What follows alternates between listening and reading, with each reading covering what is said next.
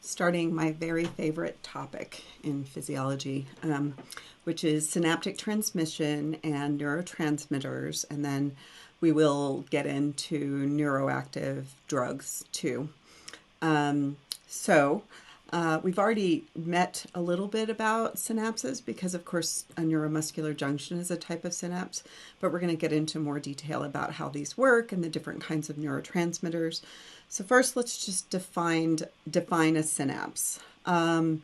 They are the sites, and you can see them super simplified right there, but synapses are the sites of communication between two neurons, or a synapse can be between a neuron and an effector. Always the presynaptic cell is going to be a neuron. What happens, an oversimplification, but let's keep it simple to get started, is that the axon terminal of the presynaptic cell of one neuron almost touches the cell membrane of the next neuron. And a lot of times it's axon of the presynaptic to the dendrite of the postsynaptic, or maybe axon of the presynaptic to the cell body of the postsynaptic. There are some weird ones. We're not going to talk about those in this set of notes. So synapses are the sites of communication, and part of what's happening when you're actually learning new things, like you have been this semester, is that you have new synapses forming between two cells.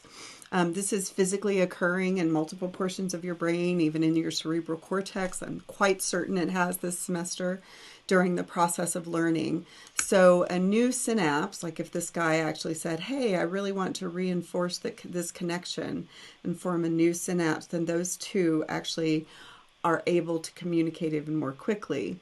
So a new synapse is analogous, it's not the same, to a memory. And you actually change the synaptic map of your brain during the process of learning things. Okay, so let's talk about a couple of different categories of synapses. There are what's called an electrical synapse. We're not going to study them in this set of notes. What would electrical synapse would be is if two cells are just stuck together with a gap junction, so that whatever cell A does, cell B does. It's really, really fast, but it means that you can't separate what A and B do, and there's no way to, for instance, excite or inhibit or do two different things to the same cell. They allow direct ICF to ICF communication between the two cells. They occur in cardiac muscle cells and in smooth muscle cells between them. These are relatively rare in the adult, but apparently during embryonic development, neurons do have electrical synapses. Really rapid, but like a one-trick pony. What we're going to be talking about in this set of notes is what we call a chemical synapse. And a chemical synapse is when the presynaptic cell releases chemicals to communicate with the postsynaptic cell. And the chemicals are, of course, going to be neurotransmitters that we're going to use here. There are, of course, within chemical synapses, a couple of subtypes. This is what we would call a true synapse, meaning a neuron communicating with a neuron. But like we saw in the muscular system notes, there is also a synapse between a neuron and a muscle cell, and that's called a neuromuscular junction.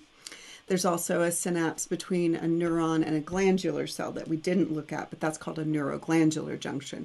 They're both subtypes of chemical synapses. The big difference would be that the postsynaptic cell is not a neuron, it's a muscle or a gland. Other than that, they're pretty similar. Okay, so what we're going to be focusing on here is true synapses between two neurons, and specifically chemical synapses between two neurons. So let's meet some of our players. We have a whole bunch of different terms for the same word, but we're just going to choose the one that your textbook uses and say, okay, at the end, so an action potential would have just come down this way in the presynaptic cell. And then this is what we call the axon terminal, also called the synaptic terminal, the synaptic knobs. It is the place that the neurotransmitters are stored. Okay, so this is where we are. Inside are synaptic vesicles. That's where you actually store whatever neurotransmitter this presynaptic neuron actually made is stored there. Generally, there is one neurotransmitter made, stored, and released by a single neuron. There are exceptions to that rule. I wish there weren't, and we don't understand them completely yet. But generally, one single neurotransmitter is made, stored, and released. They are membrane-bound sacs, they're little bubbles, they're within the axon terminal of the presynaptic neuron, and they contain neurotransmitters. And then, of course, we have to acknowledge that since you understand the basic anatomy, you know that that one is happening before this one. So the first one would be the presynaptic neuron, and the second one would be the postsynaptic neuron for this synapse. I am not saying that that postsynaptic neuron could not be presynaptic for something else. So you label them relative to the synapse you're talking about. And then a couple of other things we're going to meet. We've got the neurotransmitter that is actually stored in the presynaptic cell.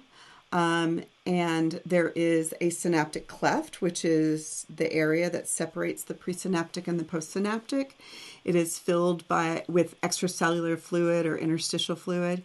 So the metaphor that I like to use for this is the presynaptic neuron is the pitcher, the neurotransmitter is the ball, and the postsynaptic neuron is the catcher, and this is the mitt. Okay, so let's use that metaphor to kind of understand what's going to happen here. All right, so the pre and the postsynaptic neurons are separated by a synaptic cleft. The postsynaptic neuron is going to receive the neurotransmitter from the synapse, so it's going to actually be the catcher. And so synaptic transmission, and this is kind of important, I want you guys to think about this and like explain it in your words. I'll give it to you in my words.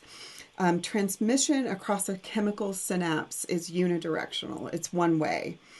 And what I want you to understand is that this guy, the pitcher, right, has the ball, but there's really only one mitt. There's only one receptor in this story. So the presynaptic neuron can release the neurotransmitter, and the postsynaptic neuron can receive and respond to the neurotransmitter. But even if the catcher threw it back, can it cause a response on the presynaptic neuron without a receptor? It can't. It can't cause a response. So that's why we say synaptic transmission is unidirectional or one way.